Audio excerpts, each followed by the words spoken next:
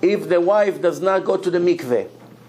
That means all her life she's impure. I'm not talking clean here. Talking spirituality here. The soul. A woman after a period of nida, one time after she see blood, unless if she goes into pure water, spring water, rain water, lake, oceans, etc., she cannot get rid of this impurity.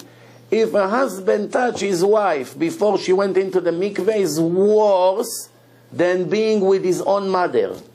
It's a worse sin in the Torah. You don't believe me? Bring the Torah, I'll show you. תביא חומש. פרשת אחרי מות, ויקרא, תביא. I'll show you. You know, you don't believe me, I'll read to you. You know what? Until he brings it, wait. I'll give you the source. The Torah, we read it in Yom Kippur in a mincha. Okay, I'll say it by heart. You don't believe me? Then I'll open it. In Yom Kippur in mincha, we read all the sex crimes in the Torah. This is how it starts. You should not have relation with your mother because she's your mother. You should not have relation with your father, is your father. You should not have relation with your sister, with your brother, with your grandmother, with your grandfather, with your granddaughter, with your granddaughter, with any animals. No homosexuality. It's a list of restrictions. And then the Torah all of a sudden changed the language. Everything that I say, the Torah says you should not have relation with. You should not have relation with. You should not have relation with. All of a sudden, the language is changing.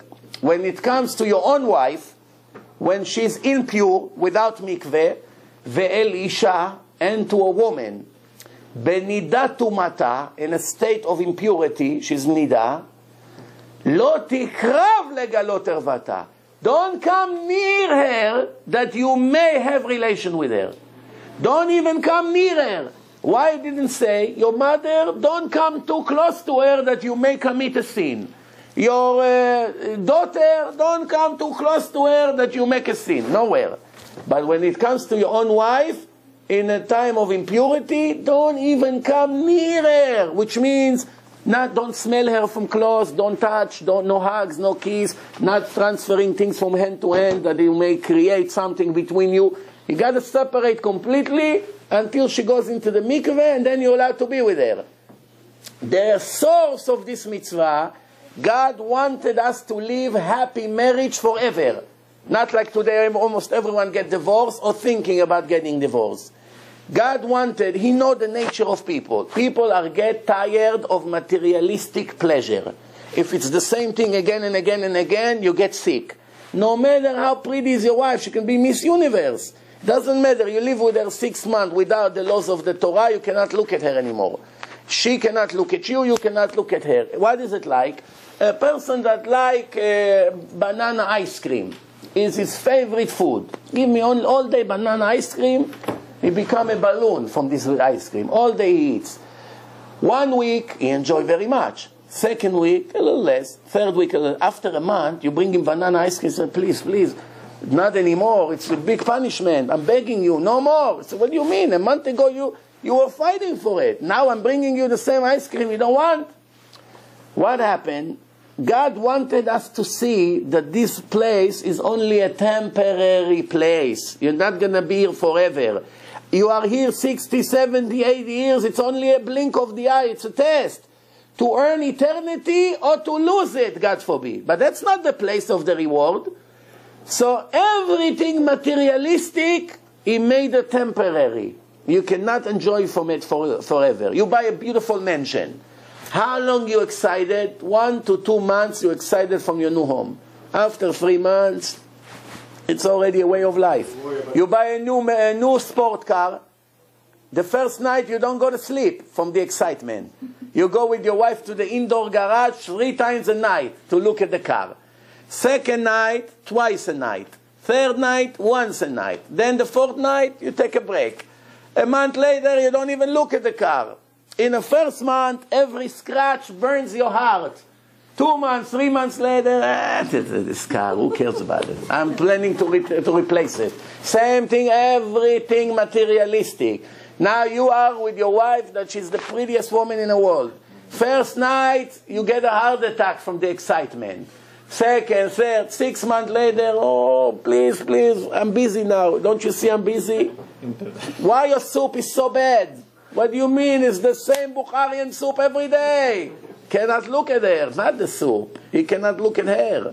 So now it became the soup. All of a sudden the toys on the floor drives him crazy, and she forgot to send some $10 bill, so he makes a big deal out of it. It's not the bill. He just angry at her because he's tired of her. However, there is a solution. God say you want to feel every month like you just met your wife for the first time.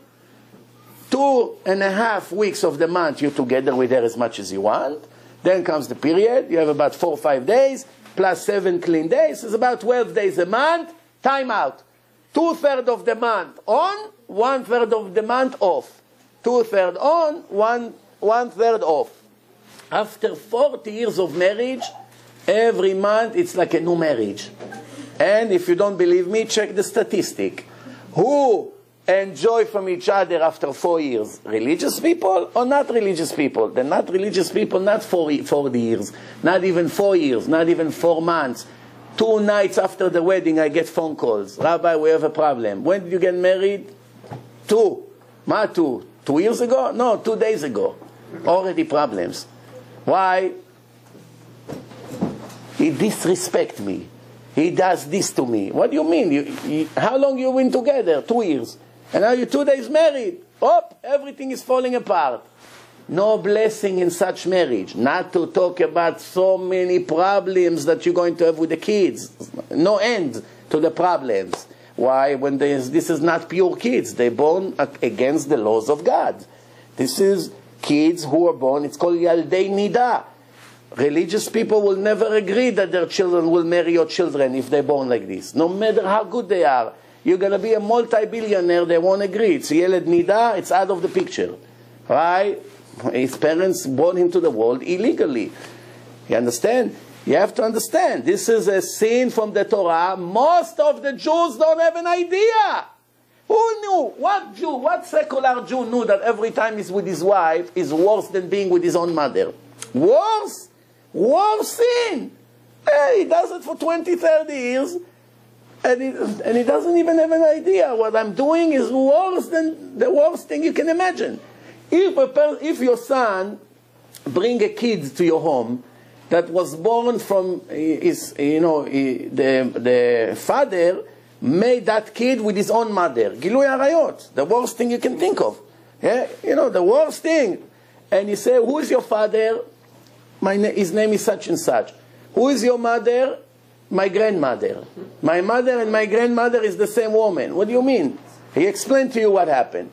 Would you agree that your son will play with this kid a minute?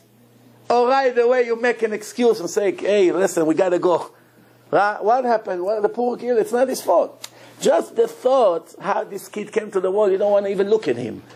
Even though he's not the problem. Somebody else made the sin. But knowing this kid sitting around your kid in your living room, you want to drop that already, just from the thought. But a kid that came from legitimate parents, the sin that they made is actually worse than this. But it doesn't bother you. Why? You're not educated in Torah. And you don't know. That's why everything is fine. Tomorrow is going to be your chatan. One day he will inherit you. But you don't see anything wrong with this. Why? Because you don't know what God say. So every second of the life of a person is a big mistake.